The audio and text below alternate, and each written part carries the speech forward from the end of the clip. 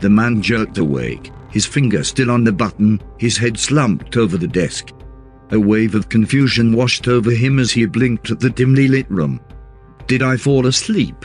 he muttered, confused. No time for sleep. How long was I out? He glanced at his wristwatch, a digital device that displayed the date and time. "Only a few minutes," he muttered, relieved. "No time to waste. Time is precious, and I have none to spare." He straightened up, rubbing his eyes. He was alone in the room, a space crammed with closets full of wires, dials, switches, and blinking lights. He looked at the desk, where a green button awaited his command. He chuckled bitterly at the irony of his situation. He had fallen asleep on the verge of completing his most important task. His finger had rested on the button, but his mind had wandered into the dark. Who could fault him? He had worked non-stop for 3 days and nights, with no break or relief. He felt the pressure of the deadline looming over him like a shadow. He had no time to waste. It was 8 o'clock, and by 11 he had to present his masterpiece to the world. It had to be perfect, flawless, impeccable. Anything less, and he and his invention would be doomed. He would lose his job, his reputation, his livelihood. His invention, his life's work, his pride and joy, would end up in a dump.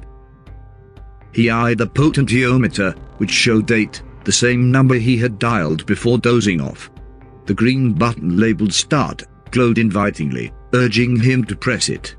He rubbed his hands and wiped them on his white lab coat, then took a deep breath. "Come on, my time, Devourer," he whispered, his eyes sparkling with mischief. He reached out his right index finger and pointed it at the tempting green button. The time Devourer was not just a machine. It was his masterpiece, his obsession, his life. It was a device that could break the barriers of time and take him to any era he desired. The name, cleverly coined, reflected both its function and its cost. It had devoured his time, his energy, his resources, and his sanity. He pushed the button, and nothing happened. Damn it. Not again. What's wrong with it this time? He felt a surge of frustration. He had checked his calculations over and over, making sure they were flawless. He had inspected the schematic, a work of genius, for any errors. The problem was not in his design, but in the parts. They were old, faulty, unreliable. A resistor, a faltering indicator light, a loose cable, a stubborn capacitor, a stuck button, a dirty contact. He cursed under his breath. What was it now? But he couldn't give up. He had to test it one more time. Before he showed it to the world, he had to make sure it worked. Just once, please, just once. Time was running out, and he knew it. He got up from the desk and looked around the room, searching for the culprit. Which of the million parts had failed him this time? Maybe it was something simple. Something easy to fix. He walked to the closest closet and opened it. He examined each part carefully, using his nose, his fingers, his eyes. Everything looked fine. Then he saw it. A light on the opposite wall was not glowing. He walked over and tapped it with his finger. It blinked on and off, then died again. He looked inside and saw a loose cable. He grabbed a screwdriver and tightened the screws with resolve. Sweet mother of chaos. Why does a light bulb have to ruin my decade of work? He went back to the desk and sat down, holding the schematic in his hands. He wrote a note at the bottom of the page, reminding himself to check the cables again. He put the schematic away and looked at the device, wondering what to do next. Should he go forward or backward? Backward, he decided. If it worked, he would have more time to fix the time Devourer. He set the device's clock back 7 minutes to 8.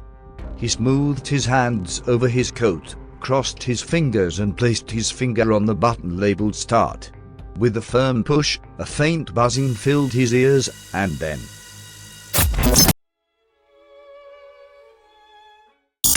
he woke up. His finger still on the button, his head slumped over the desk. A wave of confusion washed over him as he blinked at the dimly lit room. Did I fall asleep? He muttered, confused. No time for sleep. Time is precious, and I have none to spare. How long was I out? He looked at his wristwatch, a digital device that showed the date and time.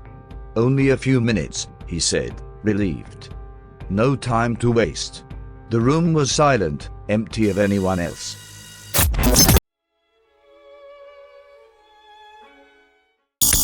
Did I fall asleep? He muttered, confused. No time for sleep. Time is precious, and I have none to spare. How long was I out? Did I fall asleep? He muttered, confused. No time for sleep.